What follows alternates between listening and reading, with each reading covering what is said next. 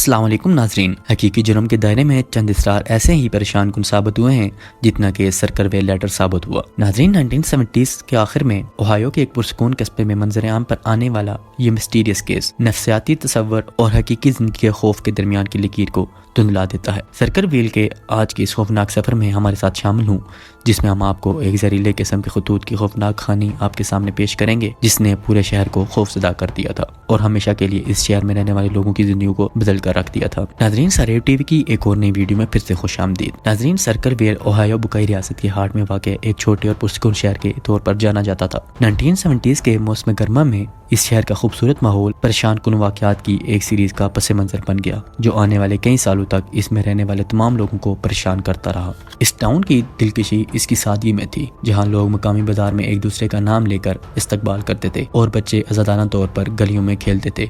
जिंदगी आरामदेह रफ्तार के साथ आगे बढ़ रही थी, लेकिन ये दिलकश मौसम और यहाँ का रहन सहन शैतानी राजों के बोझ तले गिरने वाला था। ये सब एक गुमनाम लेटर से स्टार्ट हुआ। सर्कलवेयर के रिहायशियों को खौफनाक पैगामात मौसूल होना शुरू हो गए, जिनमें खत मौसूल होने वालों पर मुख्तलिफ जराइम के इल्जामात लगाए गए थे। तमाम खत बेहयाई और धमकियों से भरे हुए थे, जिससे खत को मौसूल करने वाले तमाम लोग खौफजदा हो गए। इन निशाना बनने वालों में मैरी गिलेप्सी भी थी, जो कि एक मुकामी स्कूल में बस ड्राइवर थी, जिसने खुद को एक तूफान की लपेट में पाया। लेटर्स इंतहाई एहतियात से तैयार करदा लिखावट के साथ नॉन स्क्रिप्ट लिफाफों में पहुंचे, जैसे कि वो ग्रीटिंग कार्ड की तरह दिखाई देते हों। इस खत में मैरी को कहा गया कि उसके स्कूल सुपरिटेंडेंट के साथ अफेयर्स चल रहा है। मैरी गिलेप्सी की जिंदगी उस वक्त उल्टी जब खत में यह भी कहा गया कि उसके ऊपर सुपरिटेंडेंट के साथ गैर अज़दवाजी ताल्लुकात हैं। ये इल्जामात मैरी गिलेप्सी के बतौर बेबुनियाद थे। फिर भी ये बात जंगल में आग की तरह फैल गई। मैरी ने खत लिखने वाले को बेनकाब करने के लिए इसने अपने खानदान और दोस्तों से बात की।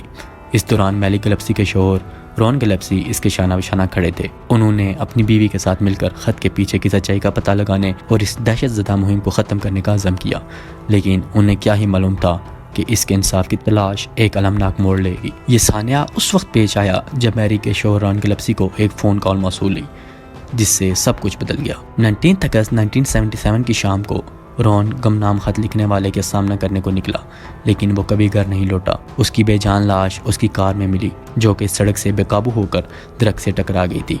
अथॉरिटीज़ ने इसे एक हादसा करार दिया, लेकिन मैरी और उसके हामियों को ये एक मर्डर लग रहा था। रॉन की मौत ने सर्कलवेयर पर शकूक का एक तवील साया डाल दिया। रॉन की मौत के बाद सर्कलवेयर लेटर्स केस ने एक ख़तरनाक मोड़ ले लिया। मज़ीद खत मौसूल हुए। इन खतूत में तफ्तीशकारों को धमकियाँ दी गई और इन पर नाअहली का इल्ज़ाम भी लगाया गया। मज़ीद तहकीकात की गई, लेकिन फिर भी अथॉरिटीज़ उसका पता नहीं लगा सकी।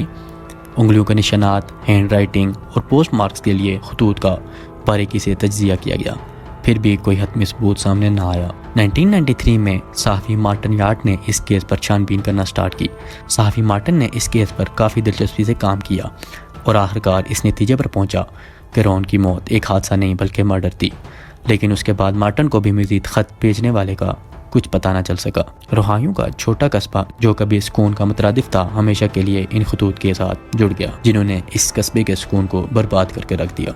सर्कलवेयर लेटर्स के बारे में आज तक अथॉरिटीज़ को कुछ मालूम ना हो सका कि आखिर वो ख़त भेजने वाला कौन था और इनके पीछे क्या मकसद था। उम्मीद करता हूँ नाज़रीन आपको आज ये वीडियो अच्छी लगी होगी।